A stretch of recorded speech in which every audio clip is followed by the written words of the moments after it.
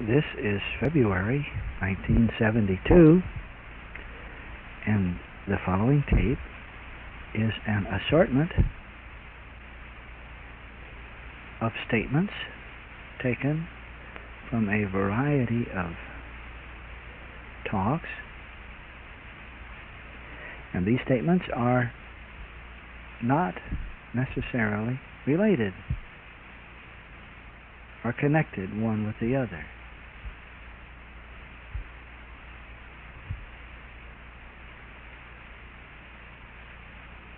The very variance of the idea that each thought contains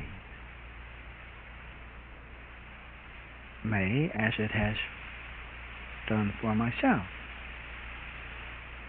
help create the undertone or the overtone, or the sound which lies beneath the word, or under the word, or behind the word, or the sound which is being the word, that is quite other than the statement itself.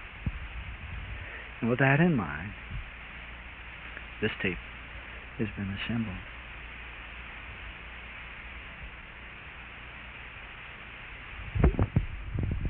Those are waxwings. Yes, it's a migrating bird and they come through here usually in great flocks. Just the other day, while I was writing a letter to someone, I watched a great flock of those waxwings as they came wheeling in, and they feed on the cedars down below, the cedars of Lebanon that are down at the hill.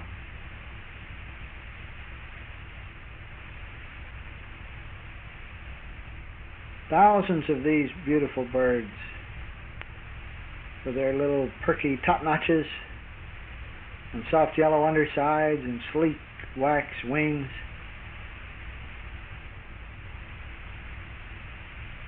come through when they migrate. You can tell them when their wings are folded by a little telltale red spot that shows on their side. But the other day when this giant flock came through, it just filled those treetops over there, filled them. And then they would come swooping in, a few from each of the treetops down to the cedars where they would feed. Now, I don't know if that's where they got the name cedar waxwing or not, but they sure do enjoy feeding on those cedars. That's when they're moving south. And as they follow the frost line back north again, as they come back through, they'll eat all of those berries you see there on the holly and pyracantha. They were successfully protected this time by the mockingbird, but when they come back, they'll be so hungry that the mockingbirds won't be able to keep them away. You know, such sights as that, as I saw the other morning, give rise to many thoughts. And at that time especially, because that whole big, vast throng of birds, the whole group of them, was silent. They didn't make a sound, not a peep, not a chirp.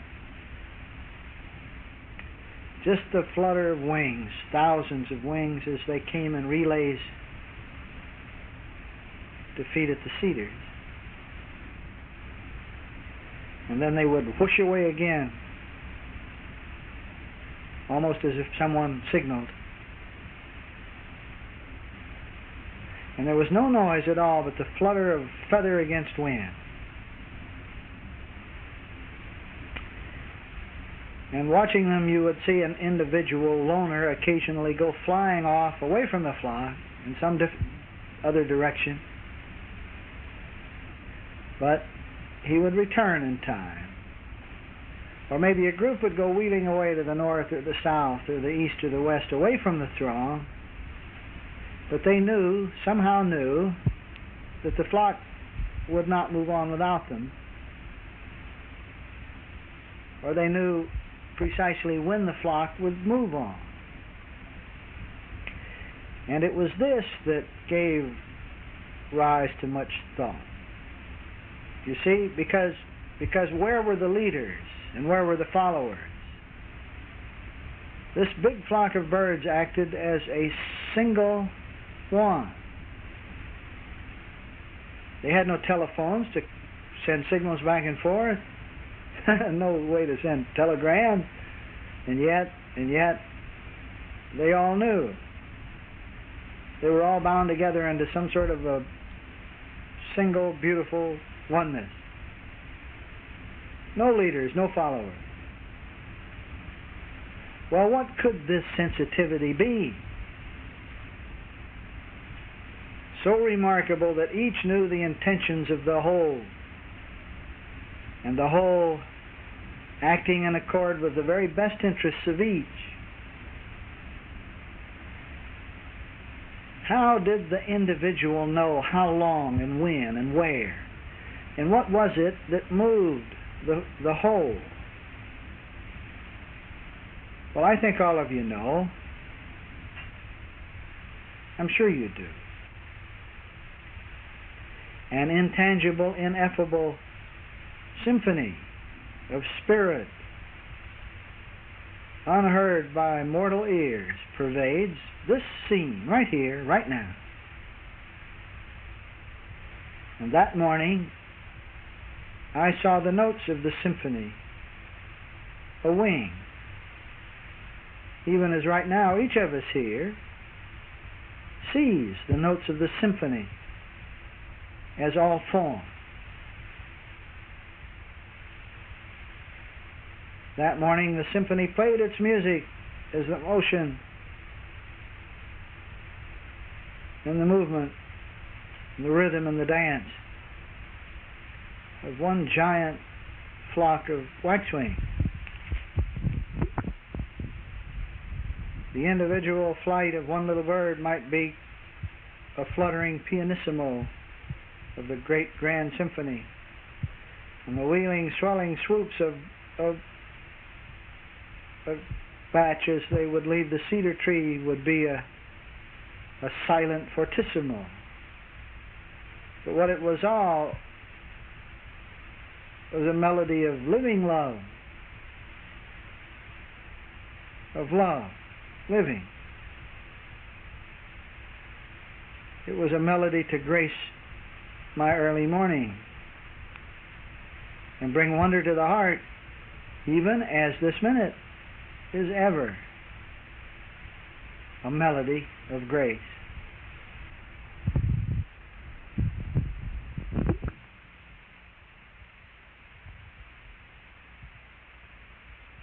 The symphony, the ineffable holy symphony that life is, plays us ever more and more. You see, we get the personal sense of self out of the way. Ever more and more we understand what the personal sense of self is, so that it is not the ruler of the scene. Ever more and more that personal sense of the self out of the way leaves the ineffable to be what it has always been, supreme and only and all.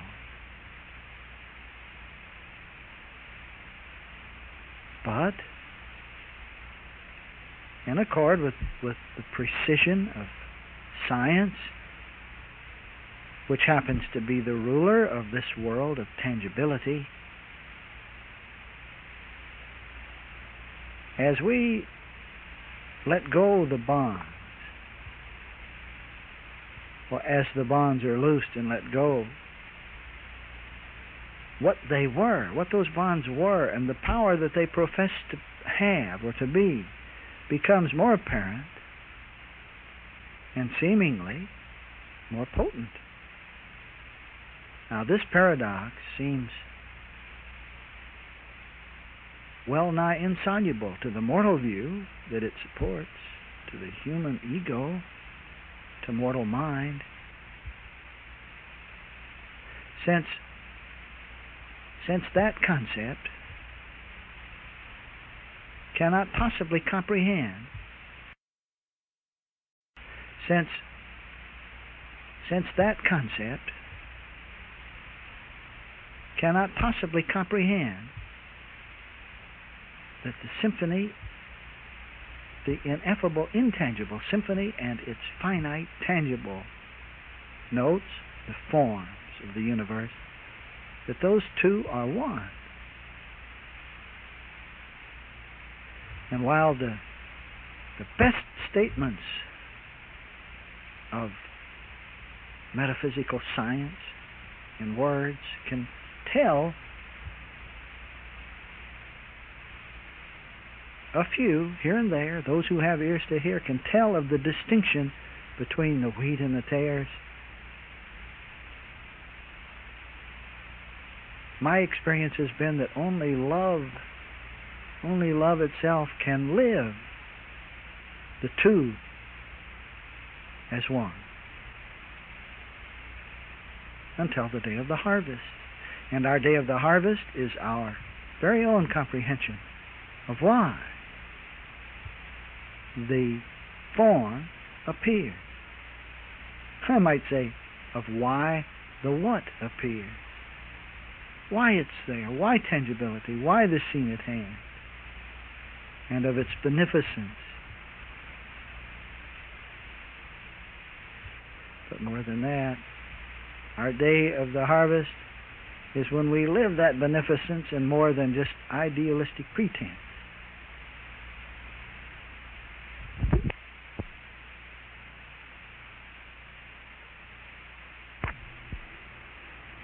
Okay, if we're going to talk while we're eating, don't you fuss at me because I'm talking with food in my mouth. John Mill said that art necessarily presupposes knowledge. And Somerset Maugham said that the value of art isn't beauty but right action. Well, I submit that this is absolutely so. Science is quite necessary for an understanding of tangibility. Science is the glue of tangibility. But according to the dictionary, science put to practice and live is the definition of art. Now, science lived is what art is, and of course art then would, as Mill says, presuppose knowledge. That is, presuppose all that the intellect has come to discover identity to be. Now listen, excuse me for talking here with my mouth full, but you wound me up now, and so you'll just have to suffer through it. What I write about is a tranquility that I have discovered very deep within myself. I'll write about that, one. Then, two, I write about the circumstances which, as memory serves, appear to have brought me to that discovery. And then, thirdly, I write of the new views that deep peace that I discovered allows me to have. Now, the rub arises in this regard. These new views are not necessarily independent of all of these sights and sounds that we see, because those sights and sounds, you see, gave rise to the old beliefs. Consequently, in the process of writing, I know of no other way except to write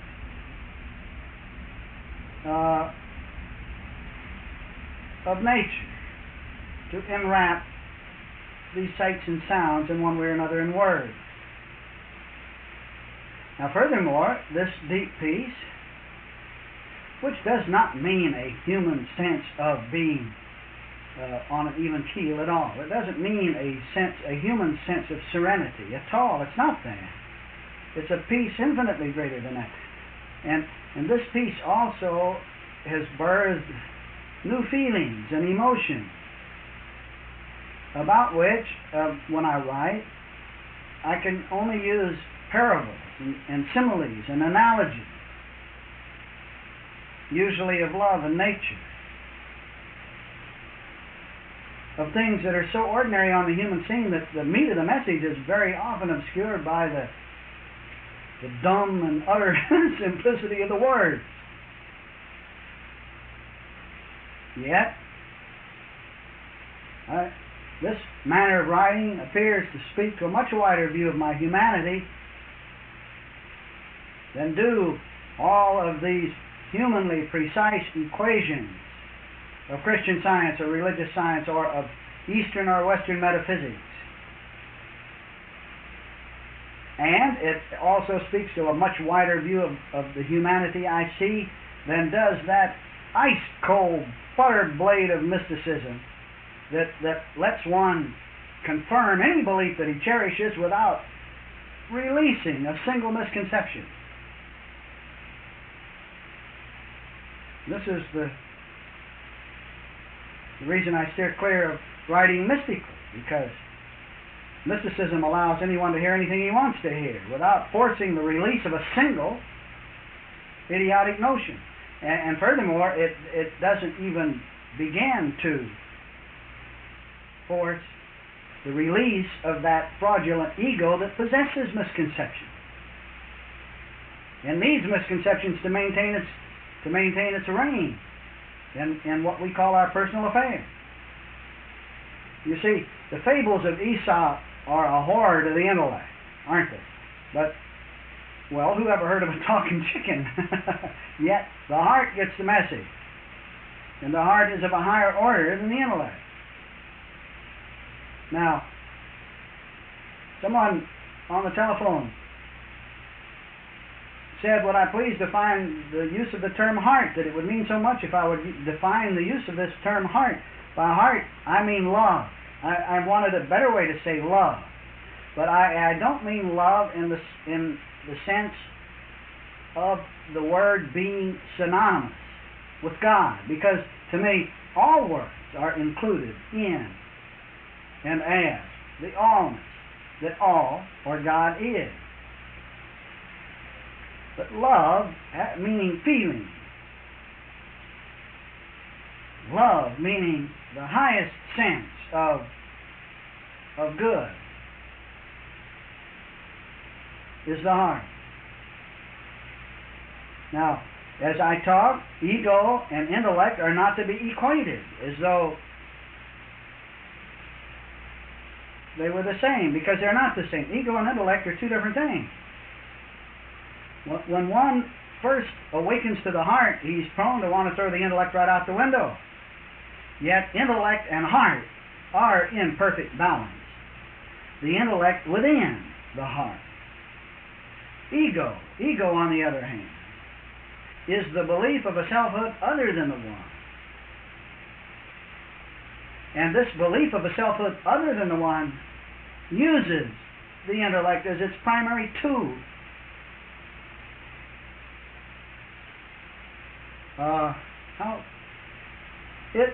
Furthermore, it recognizes that as ego, the belief of a selfhood apart from God, consciously or unconsciously recognizes heart or love as its primary adversary.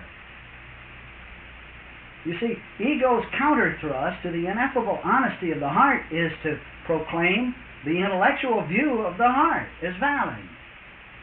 The intellect looks at the heart like a point in time and space looks at a line and tries to define the line. Well, a point in time and space can never define the line. A point can only rise as high as a point. Whereas by geometric definition, a line is an infinity of points. The line can understand the point to infinity, but never can the point in time and space understand the line. It can only theorize about it and speculate about it. And even so, the intellect will never understand all there is to know about love, and yet love, like the line of thought as opposed to a point of thought, understands all there is to know about the intellect.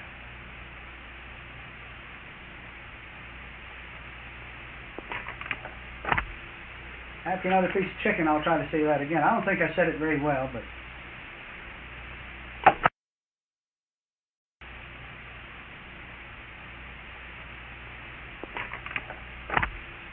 After another piece of chicken, I'll try to say that again. I don't think I said it very well, but...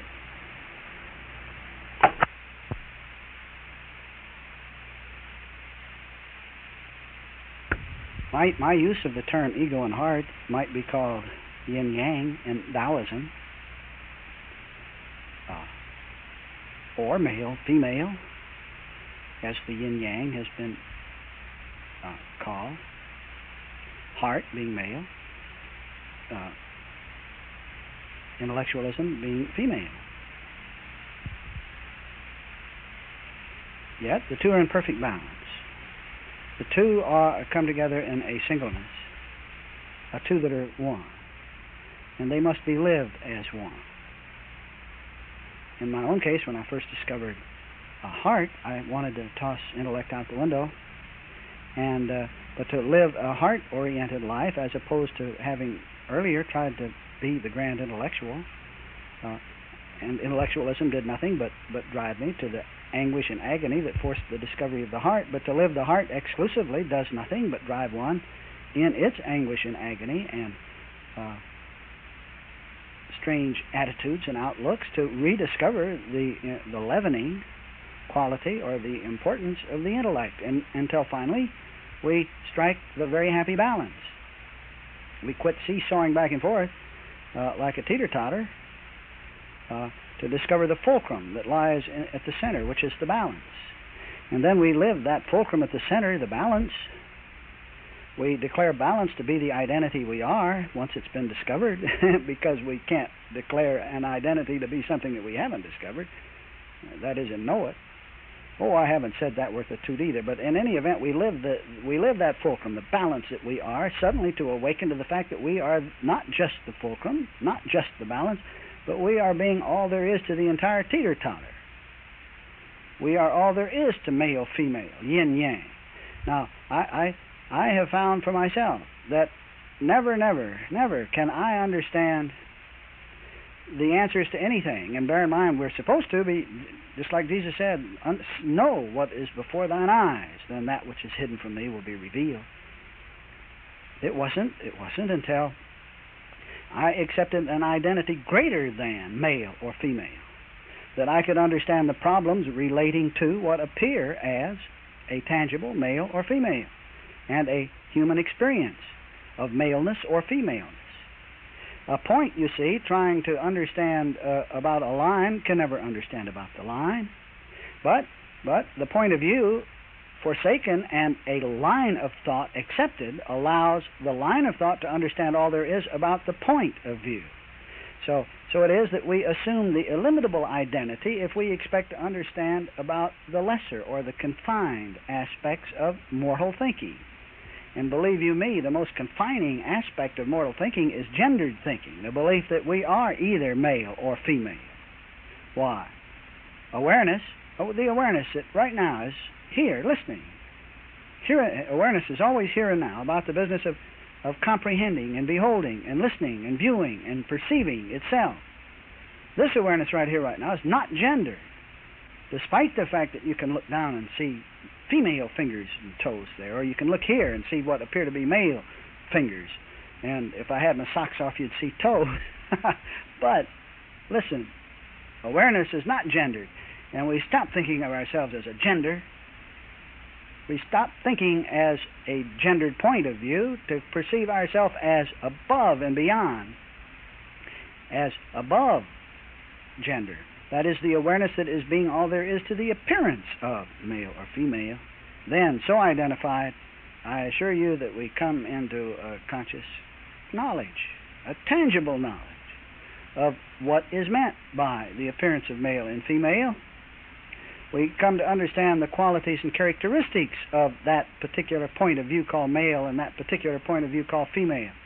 And we can see that one delineates the other, and that each is the self-fulfillment and self-completion of the other, and that each one serves to make the other one clear, and that what one appears humanly to need, the other possesses, and that where one is weak, the other is strong.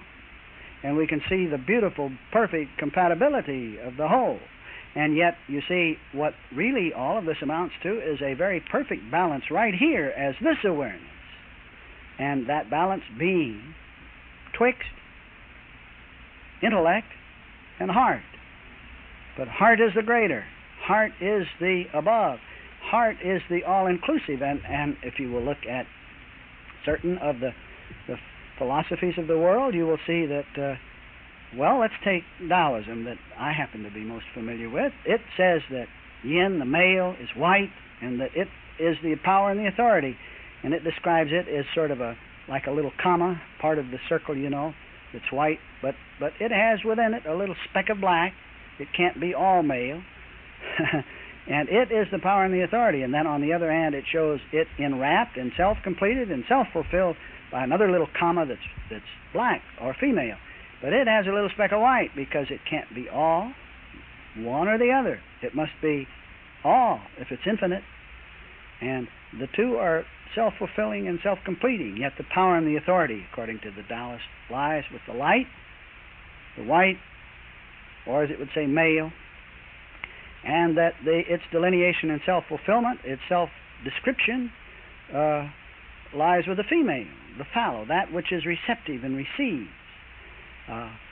It might be, to use still another analogy, we could say that it's much like the symphony itself in its totality is male, and the notes which delineate the symphony in its infinite detail, note by note, and line upon line, and bar after bar, and chord upon chord, and is the female.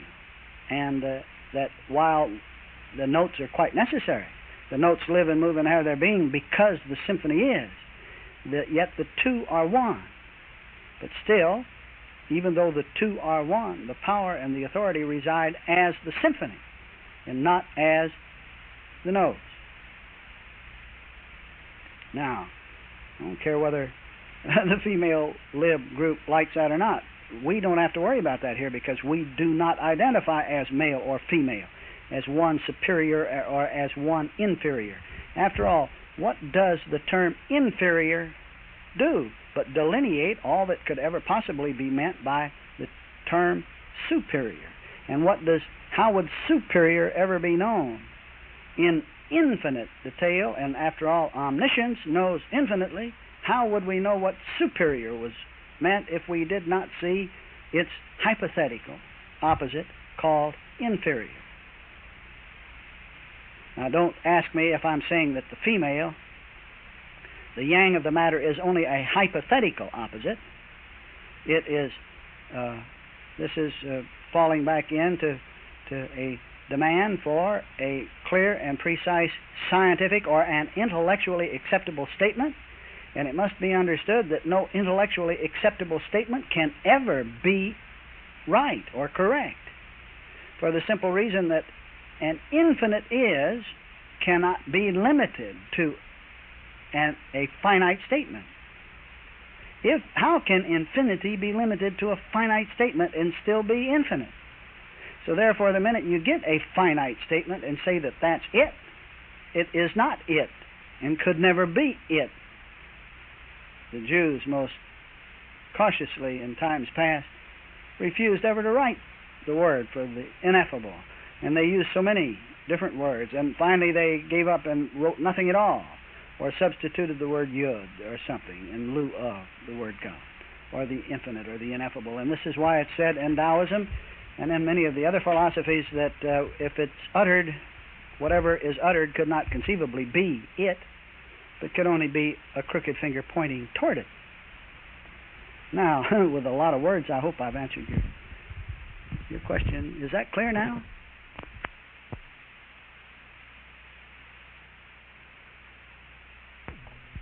The question is, how can there be a perfect balance between male and female or the intellect and the heart if one is greater?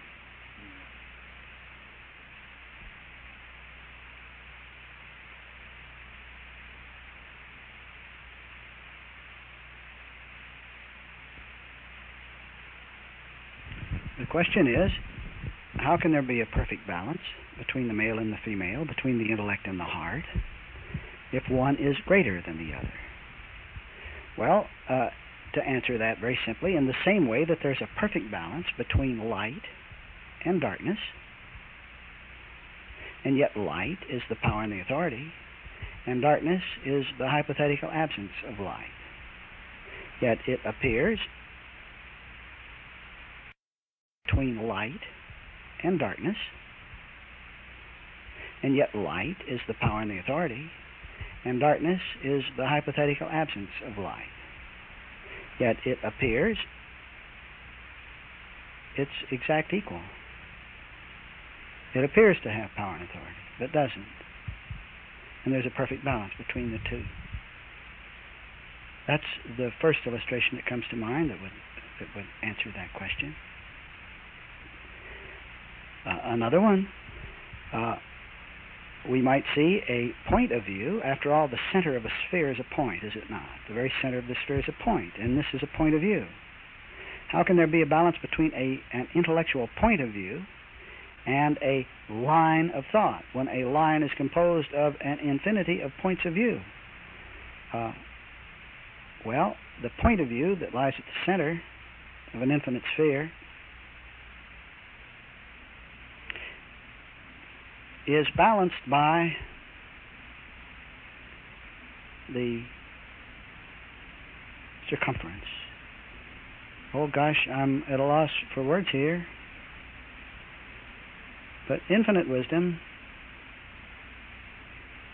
which is what this awareness right here is, sees from a point of view, for the very simple reason that right here, right now, we see form and are looking out from what appears to be a point in time and space. So therefore, a point in time and space, a point of view does exist. Yet right here, right now, this very awareness is infinite and unbound. And while containing a point of view within itself, this point of view, perceiving tangibility, is perfectly balanced by the unseen and infinite intangible, which is a perspective from all points of view. And these two are simultaneous.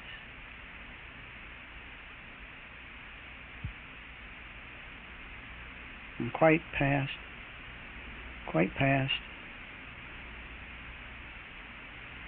an accurate or defining intellectual statement thereof.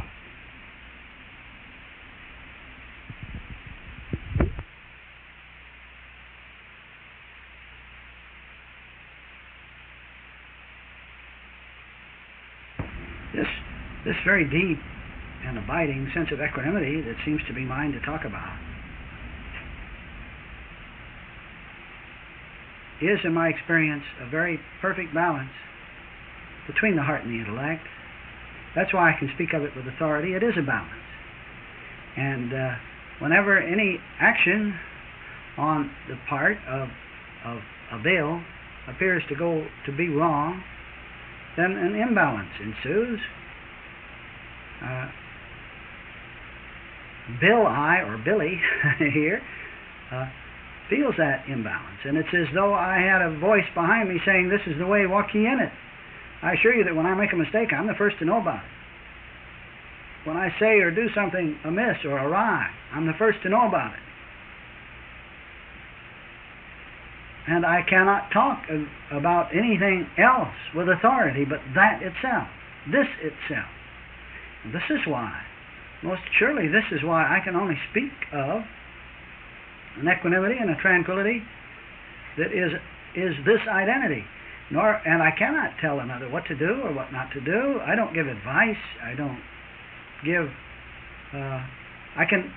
If someone asks me what to do, who am I to tell anybody what to do? I can no more tell somebody what to do than I can tell a leaf which side of the pathway to fall on when I see a leaf falling out of a tree, or I can tell a bird which limb to light on when I see a bird approaching a tree.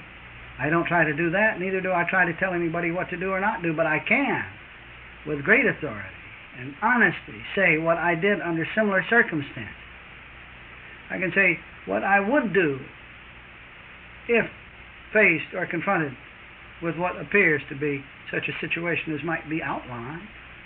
Most often I'm most often asked questions in areas where I have gained the victory. And if it happens to be something, and sometimes it is, about which I have not yet lived, I assure you I don't go out and theorize and speculate about what I think it should be, or the way I think it ought to be, or the way it should turn out or shouldn't turn out. I live it first. I live it, because inevitably the living of it modifies the idealistic view of it. The first heartfelt view of everything, while it is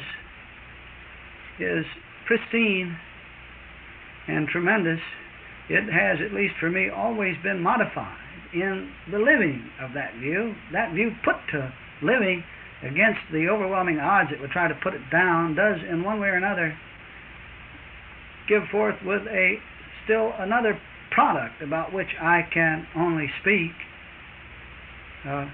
and that is all I can speak of with authority.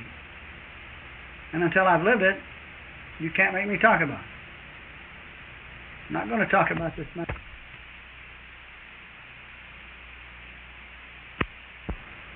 Because I haven't lived it all. I don't know yet the answers to all of it. But what I have lived and what I know, I wonder with all my heart if I could suffer the abuse that is certain to ensue, should I talk about it? Walt Whitman makes this very interesting statement. He said, "The whole theory of the universe is directed unerringly to one single individual." The whole theory of the universe is directed unerringly to one single individual.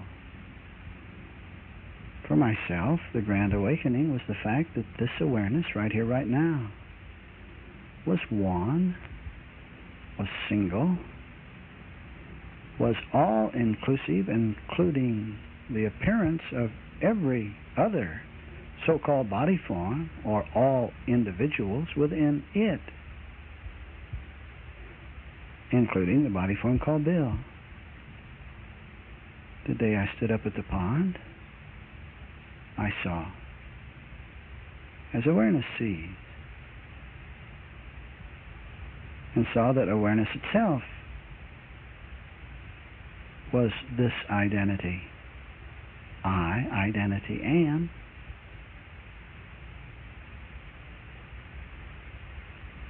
Now, at the time, at this moment, when I was so hyper-aware of what identity was,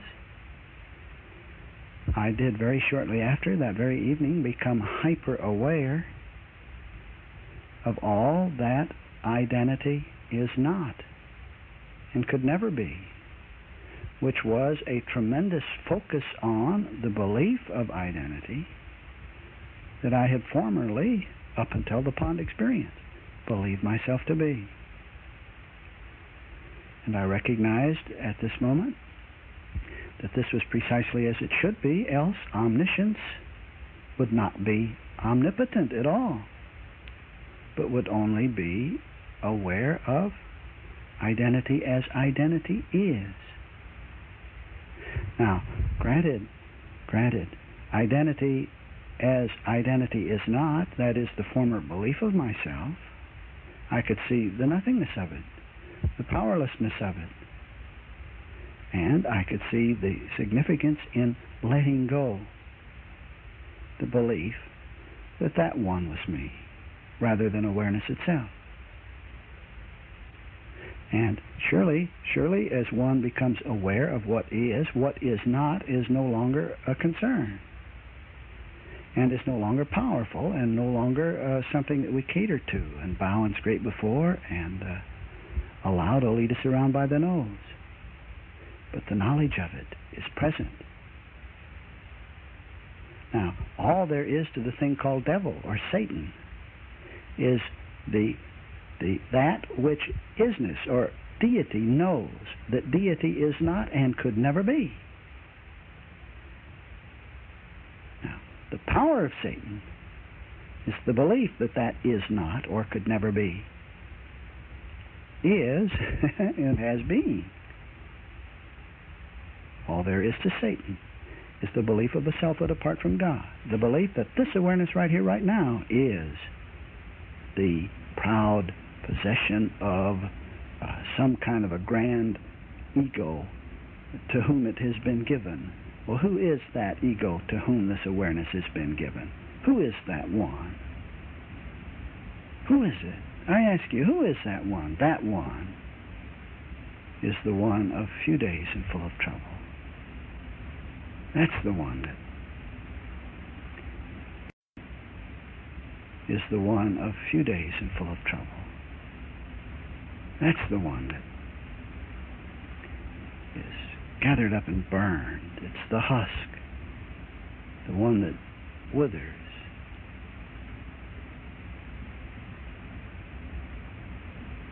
That is the one that we are not and have never been.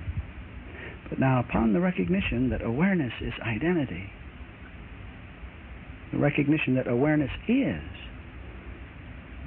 not identity called ego, the belief that something contains or possesses this ego, rears its head, fights vigorously to maintain, sustain itself. It vigorously attacks whatever it knows it will do it in. This is the struggle referred to as Armageddon. But the victory in time is assured because the victory has already existed in timelessness or in eternity. Has already taken place.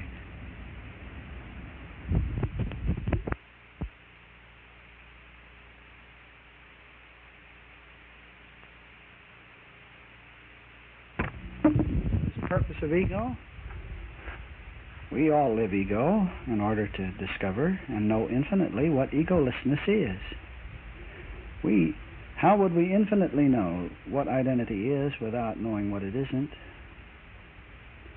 In much the same way that how would we infinitely know what wealth is unless we had tried to live poverty and penury in one way or another, or lack of health or companionship or something. The whole human experience is a matter of lack. Every problem that has ever presented itself within the human experience has been a matter of supply. This is why the question of supply should be understood for what it is. So ego, the belief of ego, is not identity, is the means by which the divine I, the one ego called God, can be fully, infinitely, omnisciently known. Again, I say, otherwise, omniscience would not be unlimited knowing, but would be limited knowing, and therefore not omniscience at all.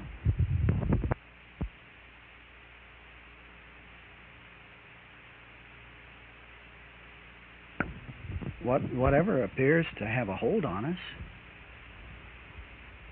is something to which we've yielded ourselves servants to obey. If something appears to have a hold on us, then we are identifying as that which can be held. The onus of freedom realized lies with us, and not with the slave master, not with that which appears to have its hold on us. But for a time we all yield ourselves in such a way, and for good reason, in order to infinitely know that dominion is who and what we are. We all play the role of slave, otherwise we wouldn't know what dominion was. To infinitely know simply means to know beyond theory, to know beyond speculation, to know beyond belief. Knowing that can only come from living what's known.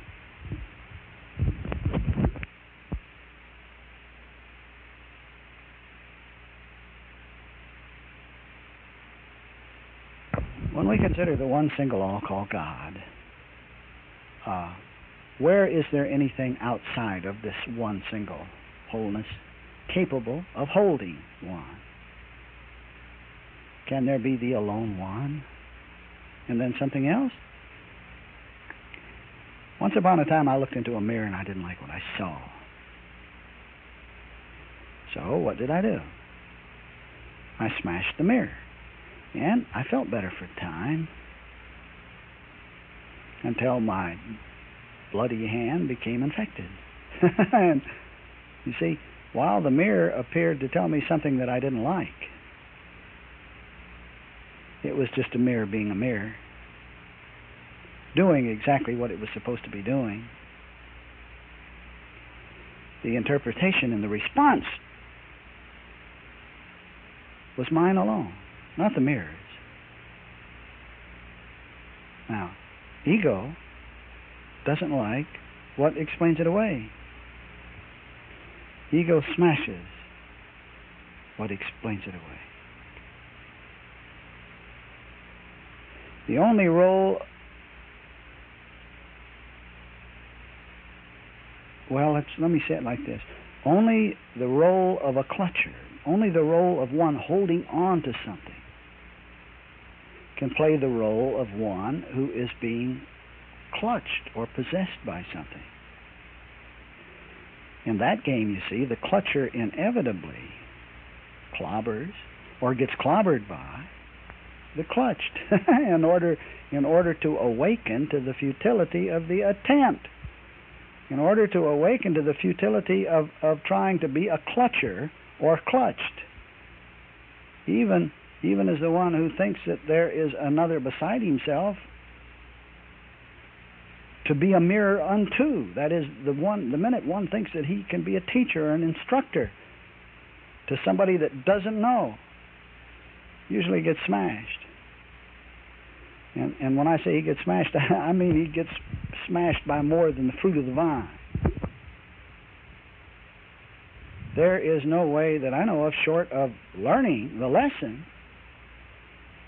of the moment, of what is before the eyes, if the lesson is pressed upon us. For instance, how many times does one get angry? We get angry over and over and over again from youth up, and people begin to pride themselves in their anger and how angry they can get and what a temper they've got and so forth. But how many times over and over again does one get angry before he stops killing himself with anger? Well, just so many times do we live the ego role again and again, until we understand what the ego possessor or clutcher of awareness role is. Until we understand what it is.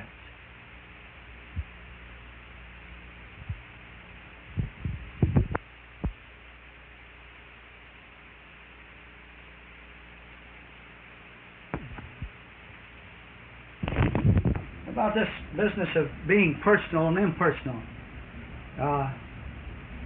I think that too is something that has to be understood. One, I've never been able to get rid of the personal. I've never seen anybody able to get rid of the personal or to be free of anything personal. I've heard people say, now let's leave personality out of this and let's don't get personal and so forth and so on, but for myself, I have only been able to understand what the appearance of personal means and what it does. Well, what does it do? What does personal do? It does the same thing that darkness does for light. It makes it infinitely known. And so therefore, being personal or having to do with personality serves its purpose, just like the notes of a symphony. The symphony is forever being its notes, yet, while this appears to be a two-ness on the scene, a symphony of notes, it's still just one symphony. And so while it appears that there is a personal and an impersonal going on the scene, even so they are one being fully self-delineated, infinitely self-known. Now, teachers on the scene are not really teachers, since there's nothing to be taught, but here, this in the concession to semantics, you understand what I'm saying. A mirror, a teacher, doesn't make us look into it, nor does it hold us so that we can't turn away. Now, we may either turn away from the mirror or we can smash it. And most often we get smashed. But inasmuch as it appears within the purview of infinite wisdom, inasmuch as the mirror, the teacher, the book, the philosophy, the concept does appear within the purview of infinite wisdom, we must all sooner or later, and it's usually later, as much later as we can make it, we have to take full cognizance of it. We can't forever turn away without knowing. We can't forever keep just calling it a dream that's going on, or a dream that isn't even going on at all, because even the dream serves to delineate dream. We can't forever turn away without knowing. We can't forever keep just calling it a dream that's going on, or a dream that isn't even going on at all, because even the dream serves to delineate dreamlessness. Even a dream makes sleep plain upon the table. You see, else omniscience just isn't omniscient.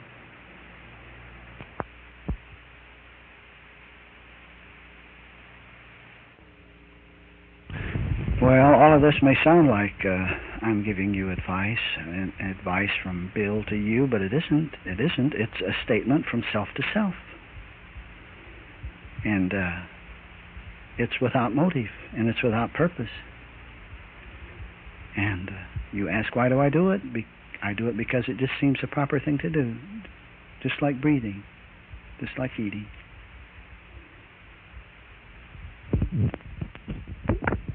Yes, there's a lot of that going on, this talk of vibrations and the feelings. We all know that you can feel what the young folks would call vibrations. Who can deny that you can stand along the Pacific coast and feel the thundering ocean, and it's a surcharge of static electricity in the air. Of course. But now listen, to identify as a point and looking out at other points and giving that point the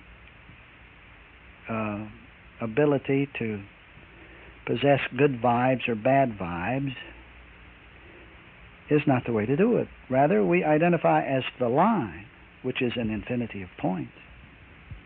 And in this way we can see then that the vibes we feel are the vibes we be. And this way we damned well stop yielding ourselves servants to obey people or things, because we think that they have vibes. And this way we exert and live the dominion that is ours, right here, right now, from the beginning. Let me read this from a letter that I wrote. I state here that neither the real Bill, quote unquote, nor Mary, quote unquote, can be clobbered when we see them as they are, as they really are. And we cannot do this while identifying as either, but only from the loftier view, as awareness itself, which includes every view within itself. We do not fully know what a chord is until we've heard a discord, but then we can be fooled no longer. Now, the anguished Bill or the anguished Mary merely make the chord fully known. Fully known. But inasmuch as the symphony is being the whole shebang, we cannot see the notes we are, short of identifying as symphony. We'll never see the notes as we are, identifying as just a discord, or even as a chord, even as a perfect reflection, as it would be put in some philosophy. Now this, as clearly as I can find words to say it, is why we must learn the lessons of gendered thinking. We learn the lessons of thinking as a man or as a woman. And then finally,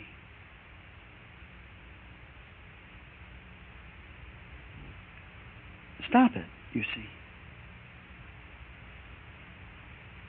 Well, that time is now, intangibility, because it is already, in fact.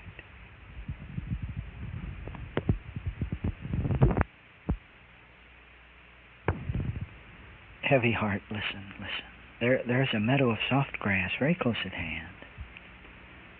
A bubbling brook is close by, cool water, singing a song of relief and release from the anguish of heaviness.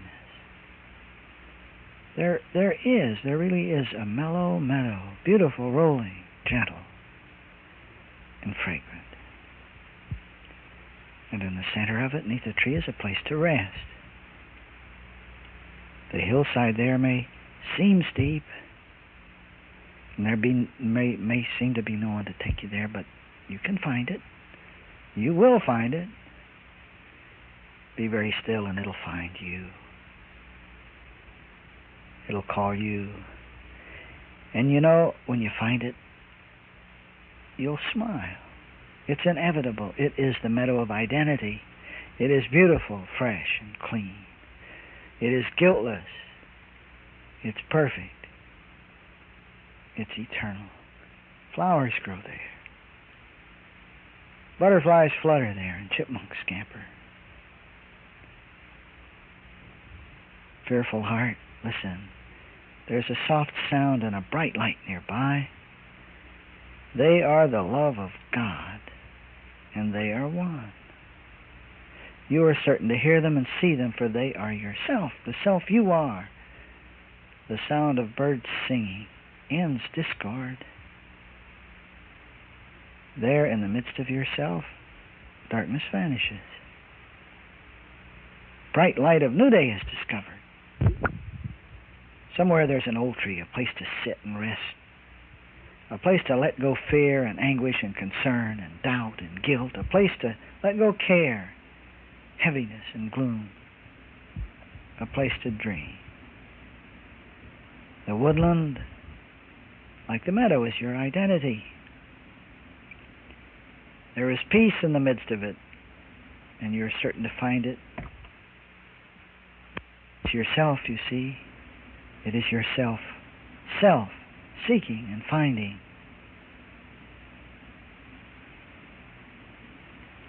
You are certain to find the love you are, waiting you in perfect peace and in gentleness. So look up without fear. Stand tall. Everything is in the hands of all. Run with the heart and sing.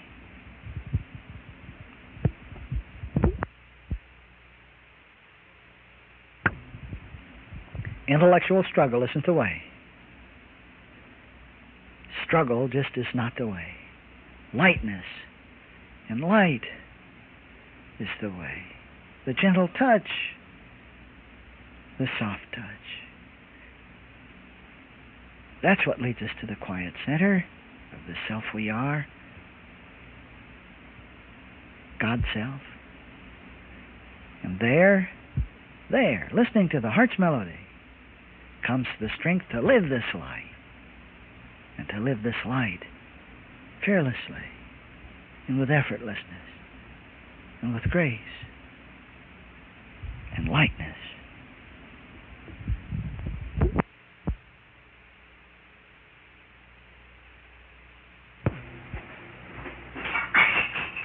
I'll have some more taters if there are any left. And another cup of coffee?